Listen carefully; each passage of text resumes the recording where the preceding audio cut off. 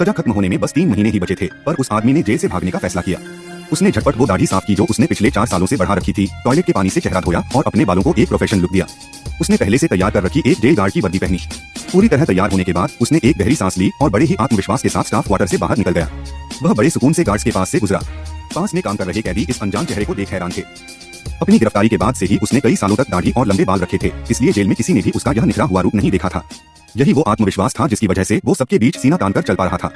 जब उसका सामना यार्ड से लौट रहे गार्ड्स के एक ग्रुप से हुआ तो नील ने बड़ी चालाकी से एक गार्ड का एक्सेस कार्ड झपट लिया।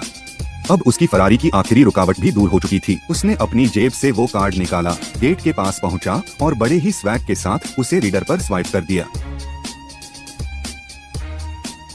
और इस तरह सबकी आंखों के सामने से एक कैदी जेल के गेट से बाहर निकल गया और अपनी फरारी मुकम्मल की।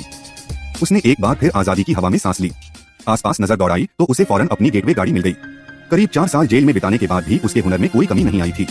इतना ही नहीं, उसने बड़े आराम से अपनी जेब से वो कैसेट टेप निकाला जो उसने पहले से तैयार किया था, एक ऐसा गाना जो उस वक्त उसके दिमाग की हालत को बखूबी बयां कर रहा था।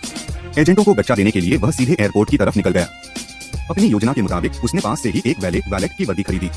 जैसे ही उसने टर्मिनल के सामने एक रोल्स रॉयस को रुकते देखा, वह समझ गया कि उसका निशाना आ चुका है। वह पार्किंग अटेंडेंट बनकर दौड़कर आगे आया। उसे न सिर्फ एक लग्जरी कार मिली बल्कि ऊपर से मोटी टिप भी मिल गई। अब उस गाड़ी के हुड पर लगा स्टैच्यू ऑफ लिबर्टी का लोगो उसकी आजादी का प्रतीक बन चुका था। दूसरी तरफ एलीट एजेंट टिम, जिसने पहले नील को गिरफ्तार किया था, बैंक में लॉकस्मिथ ताला खोलने वाले का इंतजार कर रहा था ताकि डचमैन केस के अहम सबूत बरामद किए जा सकें।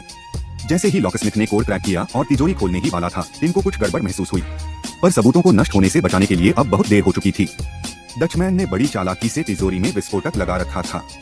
टिम को शक इसलिए हुआ क्योंकि जो कॉम्बिनेशन 324 इंच था उसे फोन पर टाइप करने पर FBI बनता था। यह अपराधी की तरफ से सीधे तौर पर एक चुनौती थी। धमाके ने सारे सबूतों के परखच्चे उड़ा दिए। तिजोरी के अंदर अगर कुछ बचा था तो बस एक धातु के तार का टुकड़ा जो उड़कर टिम के कंधे पर गिरा। उसने वहां मौजूद हार्वर्ड ग्रेजुएट्स से पूछा कि क्या कोई बता सकता है कि यह तार कैसा है, पर सवाल सुनते ही वहां सन्नाटा पसर गया। धमाके की वजह से सुराग हाथ से जाने से टिम अभी परेशान ही था कि तभी ट्रेनी एजेंट डायन ने एक और बुरी खबर दी, नील जेल से भाग चुका है। इकलौता एजेंट होने के नाते जिसने नील को पकड़ा था, फेडरल कमांडर ने उसे दोबारा नील को पकड़ने का काम सौंप दिया। काम मिलते ही टिम जेल पहुंचा ताकि नील के भागने के तरीके को समझ सके। जैसे ही उसने नील के सेल कोठरी में कदम रखा, उसकी नजर दीवार पर खुदे समय के निशानों पर पड़ी।